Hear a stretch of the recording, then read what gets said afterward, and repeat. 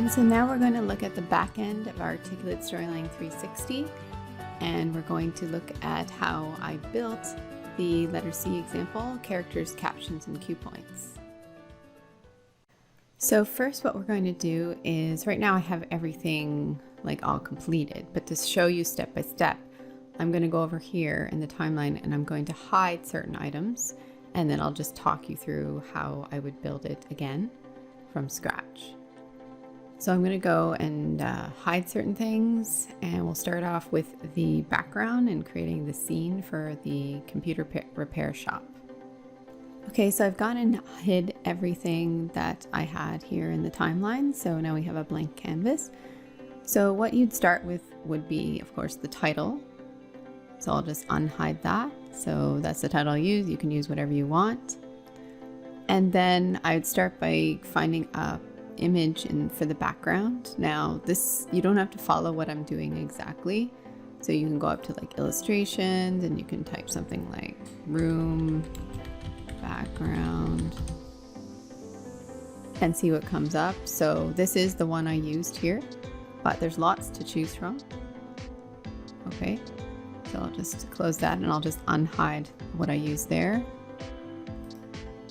So there's the background, and it had a window. So what I did is I just found a street like view. So whatever you want to use. I mean, the setting for this is New York, but it could be something else. It doesn't have to be the same. And I just put that in the background and made sure it was like behind the room image. So then it looks like you're looking out onto a street.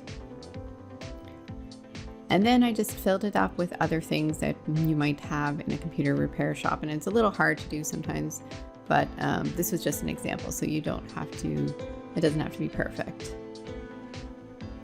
So then I put in like desks and tables and chairs, laptops and monitors, and other things like plants and boxes and things like that.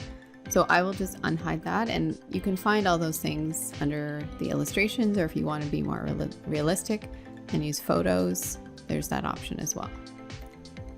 So it's just a lot of trial and error trying to find things, but this is the key step here is setting up your base layer. So we're on the base layer here, exactly how you want it, because then we're going to duplicate it for all the other layers, and we want the background to stay the same. So you have to be very sure of how you want everything on the base layer, and once you're done with that, then you duplicate it every single time, it'll stay the same.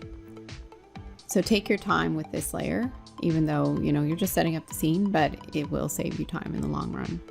So I will go and just show you just by unhiding some of these other things here, how the scene was built.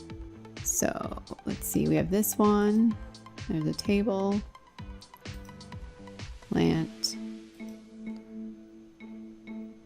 a lamp, chair, another plant, a desk, chair, monitor, laptops, some boxes, another type table, desk, another laptop, and I think that's about it for the scene. Okay, so there's our background, and we would not change this at all. Like, don't move around things. So you have to be really sure how you want it, and then we'll just be able to have it stay static as we move characters in and out and other things. So the next thing to do is to decide on what characters you want to use for Derek and Kathy. Okay, so if we go back to, let's go back to this slide here I have. So the base layer, this is what we're working on right now. So use the content library to set up the scene. That's what we just did, or showed you how I did it. And then we're going to insert a character for Derek. And on the next layer, we'll talk about the character for Kathy, but right now just Derek. And then we're going to insert different poses and what he's doing at certain times. Okay, and then we'll work on, the fade animations and triggers and cue points, and text to speech will be later on. So if you go up to characters, this is where you can find your characters. Now, if you have the trial version, you don't have as many. So I have the trial version at the moment. Okay, but you can choose whoever you want. It doesn't have to be the same as what I chose. Okay, so we'll go through and I'll unhide the Derek character as we talk about the different parts of the script. So I'm just going to go to the script now. Okay, so here's the script. So the base layer, this is what you need. And we'll be copying this text in for the text-to-speech soon. Okay, so the first thing is Derek looks at his tablet in his hands and feels happy. So you want a smiling expression. You want a character looking at a tablet if you can find one. And then we're going to have him walk over to the window and look outside. He'll still be having his tablet, and then he'll see something. So he's going to see her. And then he's going to look at his own reflection in the tablet screen, and we're going to describe his character a little bit. So we're going to have maybe a couple poses while the narrator describes his character. And there's one other thing too, like when his back is to the audience, he's looking at the window, there's going to be a thought cloud, and he's going to wonder what she wants because she is walking towards his store. Okay, so we'll start with the first one. So it's mostly going to be narrator and Derek changing poses, and there's going to be a thought cloud. Okay, so the first thing is Derek looking at his tablet. Okay, so what I did here in the timeline is I didn't label all the background, okay, because I'm going to keep that static, but I labeled all the characters and what they were doing. So we'll just look for Derek tablet. So I'll unhide that one. Okay, so here he is. He's looking at his tablet. He's smiling. And this one is going to start at the beginning of the timeline. Okay, so in the timeline here, he's going to be on screen. So that's why he's colored right now. That means that the state of this character is normal, which means the character will show up on the screen right away. So if he was hidden, then he wouldn't show up until we did something, until we triggered it. Okay, so there's our first character there. And then the next one would be Derek at the window.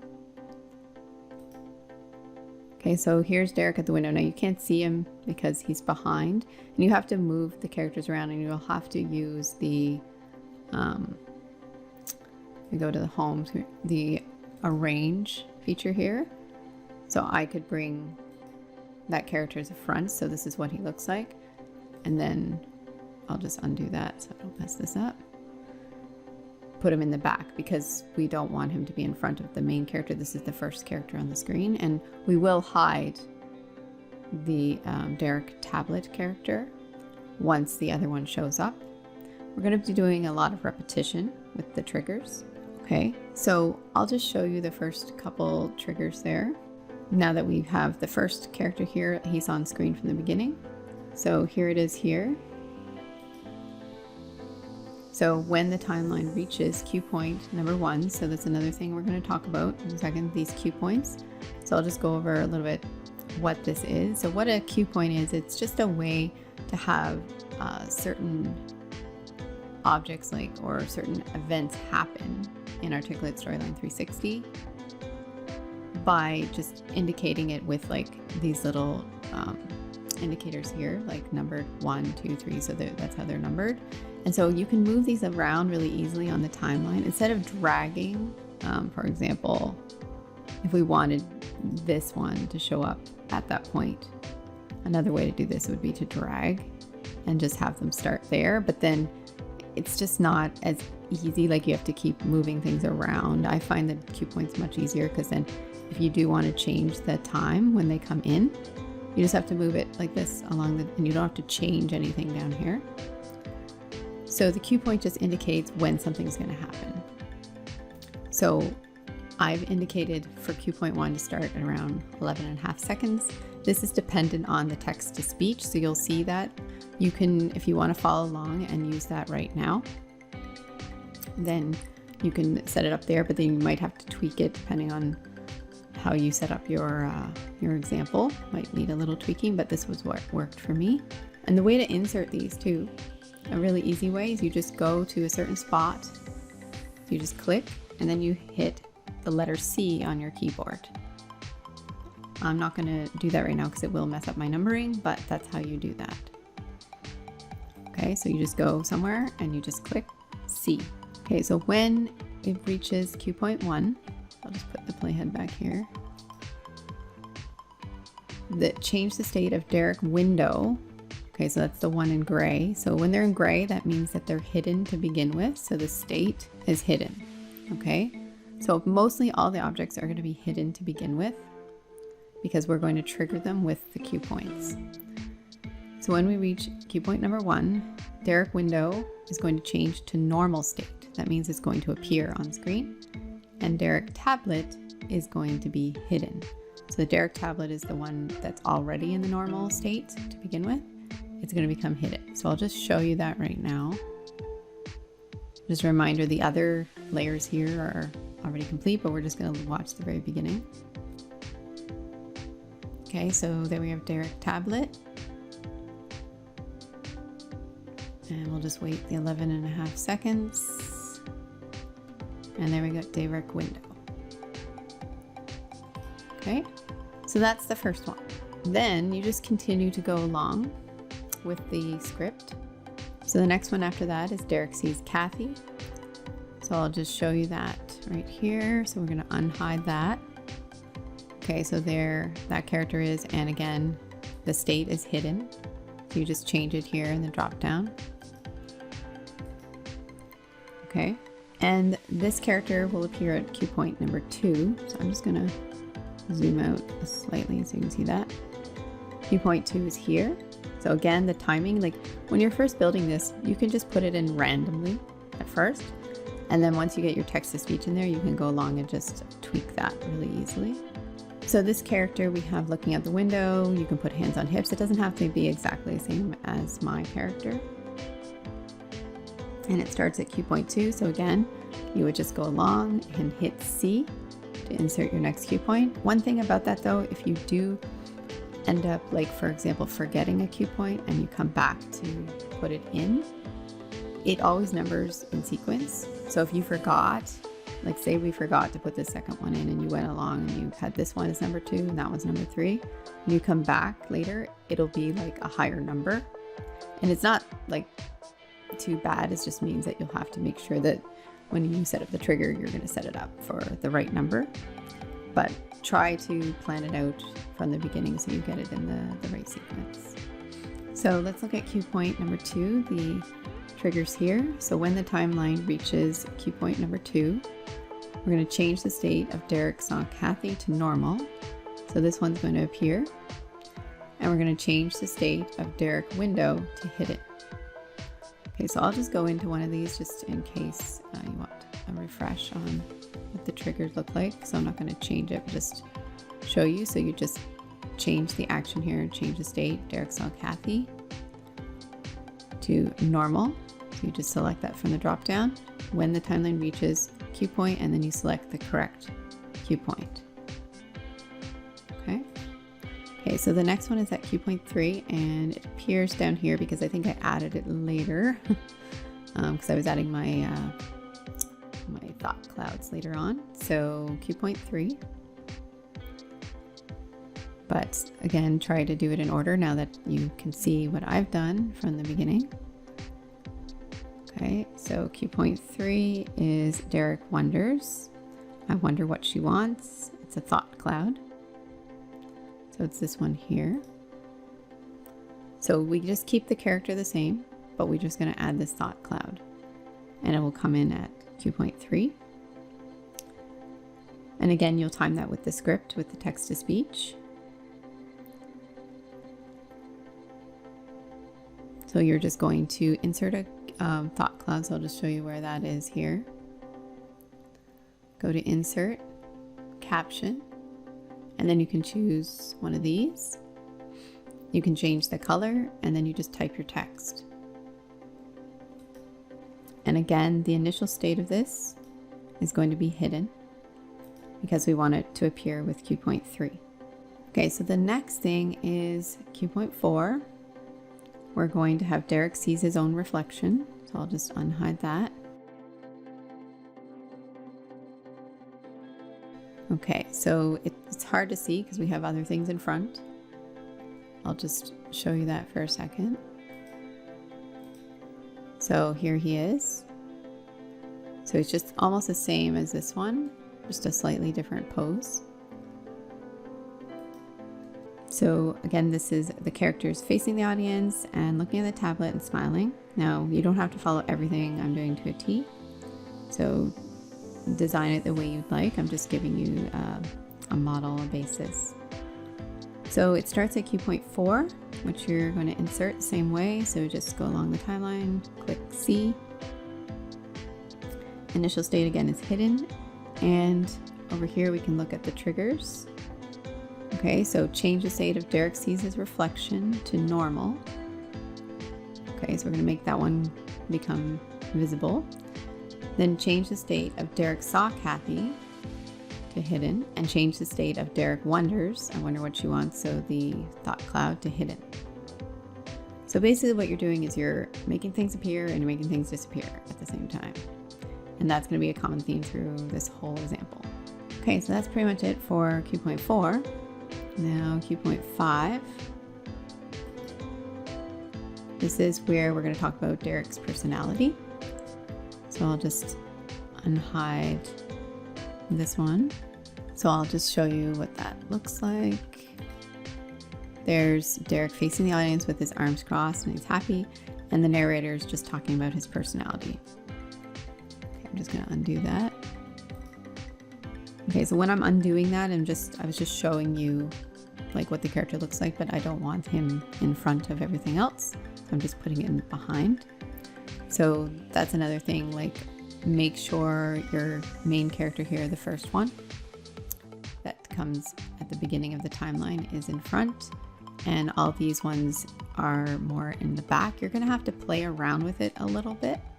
It shouldn't matter too much, but just test it out. Okay, so let's just go through this one and then we'll go through the next one, then I'll show you in the preview what this all looks like. So this one's going to start at cue point 5, and again the initial state's going to be hidden, and these are the triggers here. So change the state of Derek personality 1 to normal, change the state of Derek sees reflection to hidden. Okay, and then the next one is Derek personality 2. So again, character is going to be facing the audience, and for this one I just did something a little bit more fun and had him like with his arms up and he's smiling while the narrator talks about his personality. Okay, so I'm just undoing that. You wouldn't be undoing this. I'm just putting him behind. Okay. So this one starts at cue point 6. Initial state again is hidden, and here are the triggers. Change the state of Derek personality 2 to normal, and change the state of Derek personality 1 to hidden. Okay, so that's pretty much all there is for the characters. So if you go back to this slide here, our little plan, Derek looks at tablet, Derek at window, Derek sees Kathy, Derek looks at his reflection, and Derek's personality. Okay, so before we add the fade animations, or before I show you where to do that, let's just go preview this.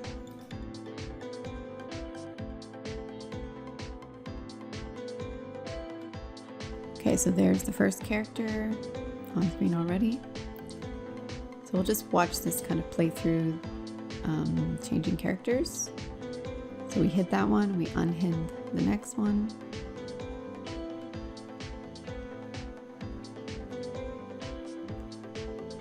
And then we did the same again. And you don't have to move him to the side. Like, this is all like up to you what you want to do. There's freedom there. I'm just showing you an example. There's the thought cloud. And there he is looking at his reflection, and now we're talking about his personality.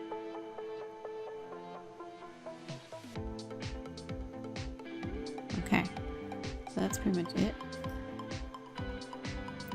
So now what we would do is add the fade animations to the characters.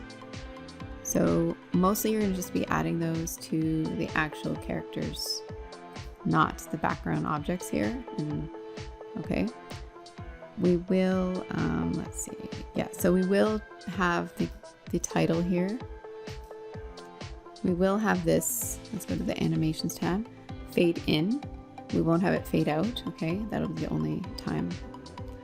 And then all the characters, so Derek Tablet, will have fade in and fade out. Just use the default settings here, or you can make it longer if you want.